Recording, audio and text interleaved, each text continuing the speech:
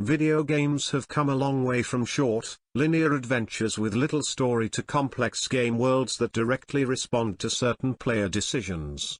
Now there are a lot of games on the market that try to put gamers in front of difficult questions, but few of them are able to evoke real emotions and make a person in front of the monitor screen really think and make their choice. Thank you for watching the RTV Gaming channel, and we are starting. The 2015 Life is Strange game can be treated differently. Many consider it one of the best interactive stories, while others prefer to judge a book by its cover and see only drama about young hipsters. But what definitely can't be taken away from it is a powerful narrative that quickly turns a game that started out as a typical high school drama into a story about time travel, choices and their consequences, something in common with the movie The Butterfly Effect. It all starts with the fact that the main character, Max, a gifted photographer and a little introvert, returns to her hometown called Arcadia Bay and enters a prestigious academy, where she discovers the ability to control time and, with the help of her newfound power, saves her forgotten childhood friend Chloe Price. Chloe is a crazy blue-haired punk who smokes weed, drinks and is the exact opposite of Max.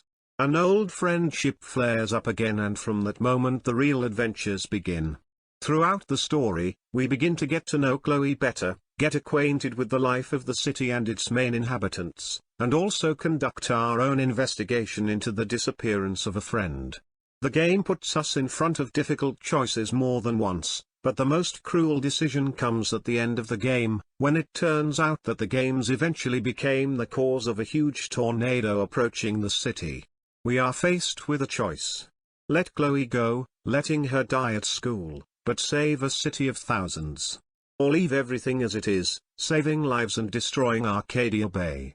Usually, in such cases, many players try to act according to their conscience, but then, saving the city, you, in fact, devalue your own adventures in the game, erasing them from reality. The games of the now-defunct Telltale were literally built on the choices made by the players, but none of them were as painful as the decision that has to be made in Walking Dead, Season 1. After all, not everyone dares to lose an arm even in the face of death. It was in this position that Lee Everett, the main character, found himself. He was bitten by a walker near the end of the game. When the rest of the group of survivors finds out about this, you are offered to cut off your hand before the infection spreads through the body.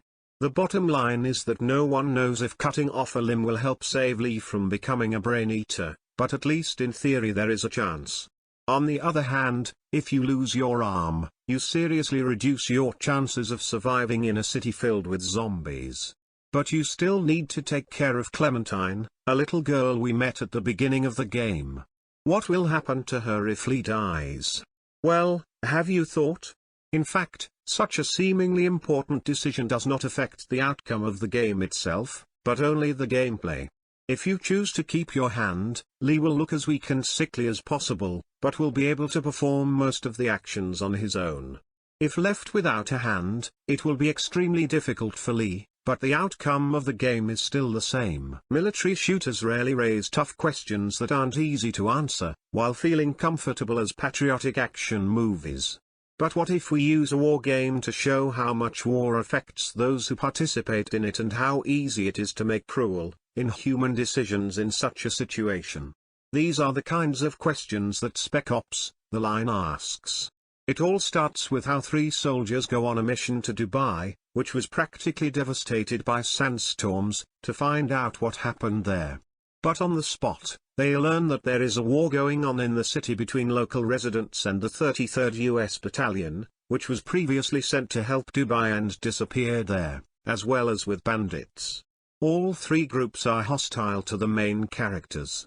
At a certain point in the game, you are given a choice. Sneak into an enemy building unnoticed or use white phosphorus. If you choose the option with phosphorus, then it will be easier to clear the enemies of the lung.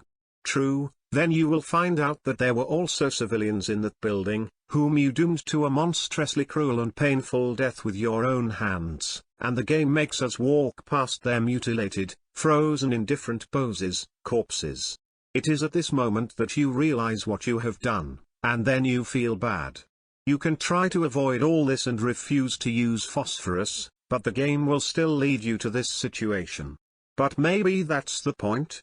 We cannot escape the horrors of war, for war is hell. The world of The Walking Dead is an extremely violent place, so if you thought that cutting off your hand was the worst thing that could happen to you in the game, then you are wrong.